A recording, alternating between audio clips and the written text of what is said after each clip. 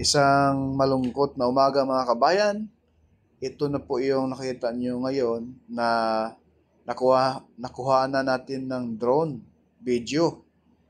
Napakalaking landslide banda ibaba ng Tagaytay City at itong landslide na ito ay tumama sa lugar ng Laurel, Batangas at Talisay, Batangas. So yan mga kabayan, no? Masasalayan natin, zoom natin. Napakataas mga kabayan, talagang nanginginig yung tuhod natin ngayon. Habang dito tayo sa taas, yung nakita natin ito. Grabe pala nito mga kabayan, napakalaki. Yung nakikita ninyo mga puno dyan, so sa ilalim pala niyan mga kabayan, halos puro landslide. So abang-abangan po ninyo yung ating mga drone video pa rito sa kalagitnaan ng Talisay at Tagaytay at Laurel dahil talagang napakarami pa pong landslide mga kabayan. Kaya paki-subscribe na rin sa ating YouTube channel. Ito na po ang actual video sa baba mga kabayan. Ito na. Hanggang doon. Ito pa. Tinutupi. Parang matupi eh. Bakas ni Christine mga bayan. Grabe. Ang daming damage rito sa Laurel.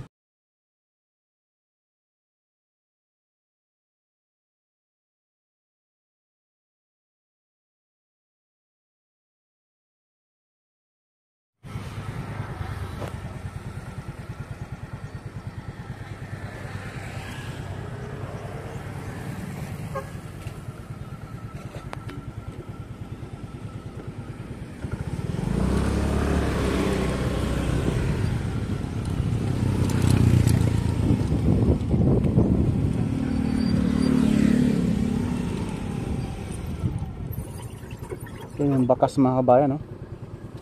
Lahat ng bahay yan, lubog yan mga kabayan. Lahat yan. Yung bahay na ito, sira din. Hanggang doon. Grabe.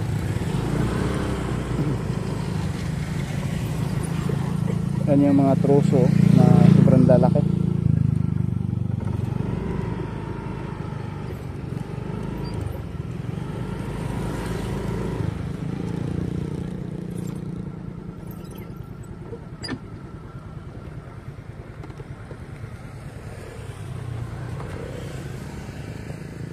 Ayan yung mga troso na yung mga bayan, no?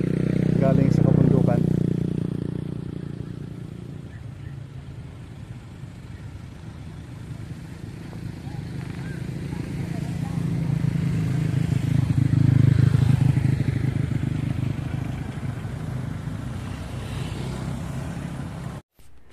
Ayan yung debris ng baha mga kabayan.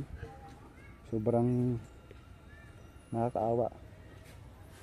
Yung mga gamit, ubos, limas, ayan po yung tubig dito. Ayan. Bahay Turate, wala na, was out siya. Ayan, ito po.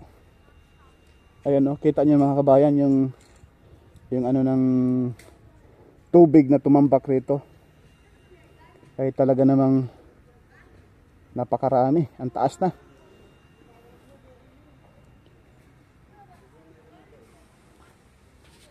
So balik tayo roon mga kabayan. Ayan, oh.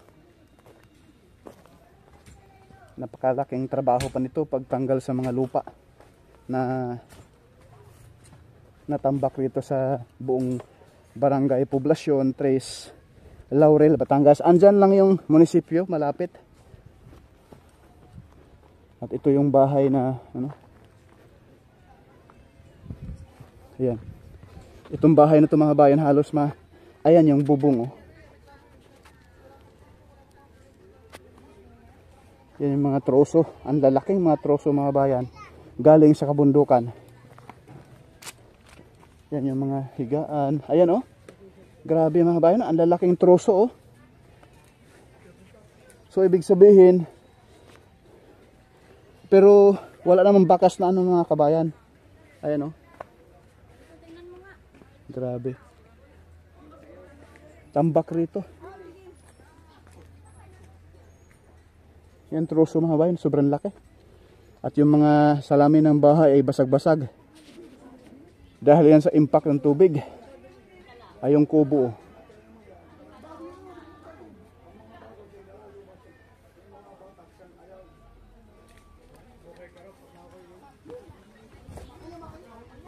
Dito tayo.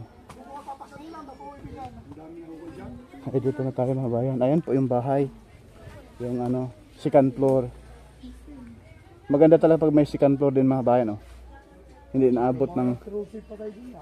Yung kasagsagan ng baha, sir. Hindi naman umabot yung tubig doon. Hindi naman daw sir. Hindi naman. Dito raw nagkakayata ng mga yan. Dito. Kawawa naman. Si tatay. Ayan po mga bayan. Ay sa kong bayaw dolar binutas sa yero. Ayan, Yun, doon lumusot. doon lumusot, sir. May bumutas baw. Ang pinagbutas na po yung batong yun. Oo. Yung bato lahat, tsaka. Oo. Para makaakyat sa taas. Kasi yung tubig, umano na. Nasa loob na. Oo. Nakabitin lang siya. Ang ginawa niya, sinapok niya ang bubong para siya marinig. Opo. Ay di may tao po naman sa boarding house. Nakakita ng bato doon, nakapato sa kabilang bahay. Opo. Ay di siya pong tinokpok. Oo. Ayan po yung mga bayan. Oh. Pare, yung may tabong ka rin, may tabong ka yan. Ayan, ayan. Oh. Yung may balaw. Oo. Yan po mga bayan. Doon lang nilubot sa Chibas Lao. Kinuha. Doon ka Uy, naman. yung ano, butas niya pala. O doon lang, binutas lang yung batong yun. Binutas talaga yun. Kasi yung bahay rito mga bayan, tsaka yung tubig, ang lalim na. Lampas tao na. Ay ginawa na. Opo. Sige tayo, salamat po. sige po, sige Opo, salamat. Bahala na po kayo. Opo. Okay. Sir, salamat Opo. po. Basta may may darating dyan pag ma-upload na to. Maganda. Salamat po, ma'am. Ayan po mga kabayan, no.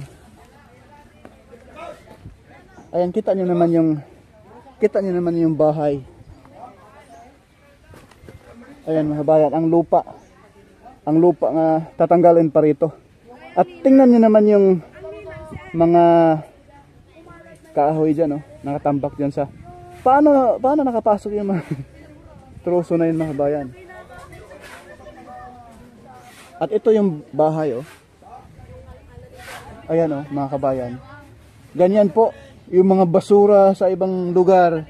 Dito, tambak, pumasok sa mga kabahayan. Ayan, oh. Grabe.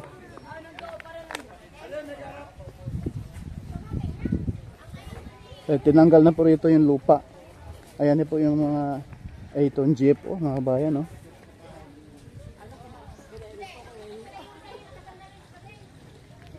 Ayan po mga bayan, no?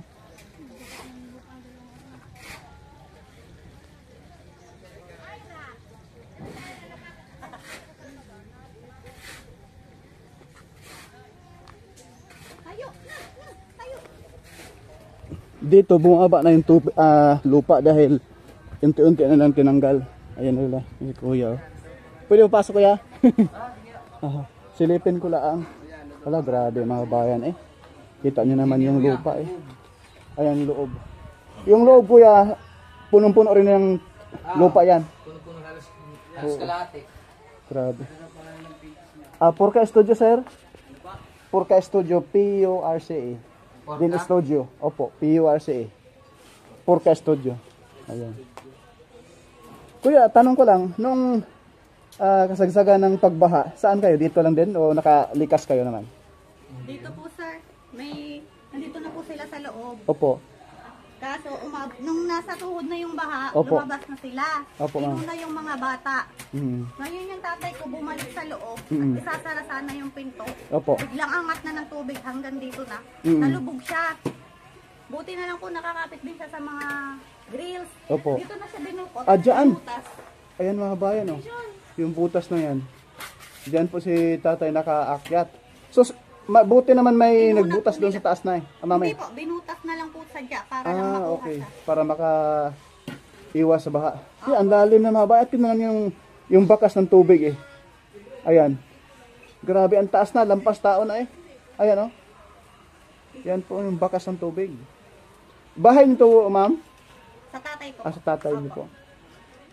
Grabe, no? So, malayo yung bahay niyo rito, ma'am? Hindi naman po, bali isa kabilang barangay. lang. Kabilang barangay. Napiktuhan din kayo ng baha rin? Hindi naman po. Hindi masyado. Ito lang talaga dahil malapit sa ilog, ano? Yan, thank you ma'am. Saan si tatay ngayon? Pinapacheck up po dahil nung kanyang paa na ano dyan sa Ano, loob. na sugatan. Yan, sana ma-interview natin si tatay. Kasi siya yung mismong sa pangyayari na andito siya. Yan si kuya, kawawa naman. Napakalaking trabaho eh. Hindi pa tumatapos 1 linggo pagtanggal ng mga lupa na yung mga bayan sa sobrang dami. Oo. Malagkit din kasi sa lupa. Talaga yung si kuya ay mangayat ito. At saka lalaking braso niyan. Kuya, thank you ha. Salamat po. Hinahanap na yan ng ita. Ayan po mga kabayan.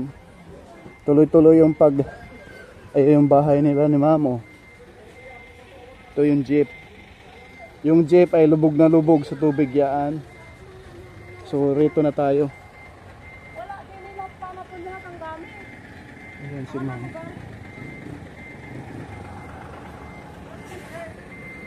Ayan po yung mga kabayan.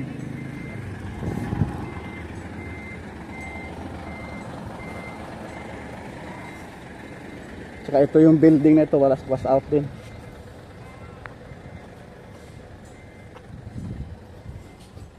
Grabe ang trahedya. Ipakita ko sa inyo mga kabayan ha. Tingnan nyo yung troso na ito. Ayan po mga kabayan. Sobrang laki.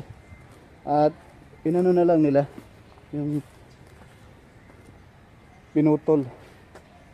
Yan po ang nakatama rito sa building na ito. At ayan ang puno mismo. Napakalaki niyan mga bayan. Oh. Sobrang laki ng ugat. Grabe ang pinsala. Tsaka yung mga sasakyan roon. Matindi yung tama eh. Yan. So rito muna tayo. Ngayon po rito ay talagang kalunos-lunos. Trahedya.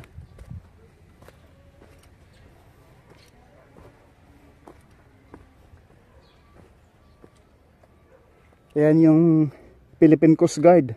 Tuloy-tuloy sa ano doon. Pagtanggal sa mga truso, mga kabayan. Ayan yung bridge oh. At dito mistulang dagat na to nung kasagsaga ng baha hanggang doon sa lawa na yun.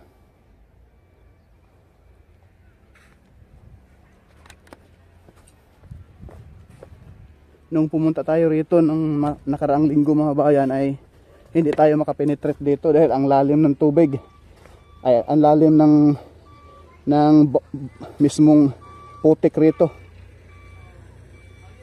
Ayan yung bahay ni Mami. Kita niyo yung bahay. Ayan na po yung level ng lupa. Halos umabot na sa bubong yung lupa mga kabayan. Ito yung kotse. Was out, sira sa bakas ni Christine. Matindi mga kabayan. Kaya sana po ay susunod na may kasunod na naman na bagyo. Tatama na naman sa ating bansa. Simula bukas. Sana naman po ay lumihis at matunaw yung bagyo na yan. Ayan po.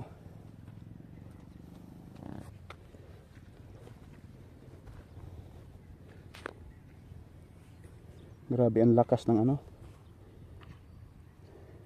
Yan mga bayan, no? Sa kabilang side, oh.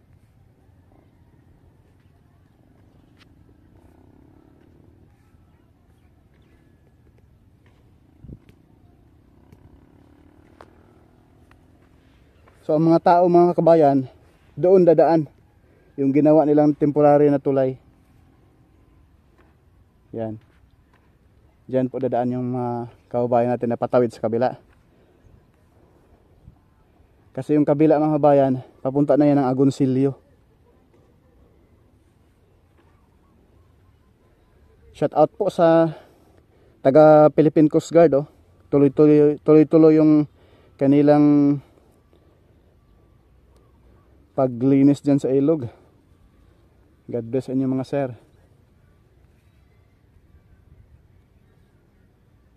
Yung kabundukan sa Tagaytay, oh mga kabayan, oh. Pakita ko sa inyo. Puro landslide. Lahat ng lupa, tubig dyan, bagsak rito sa Laurel, sa Talisay. Yan, oh.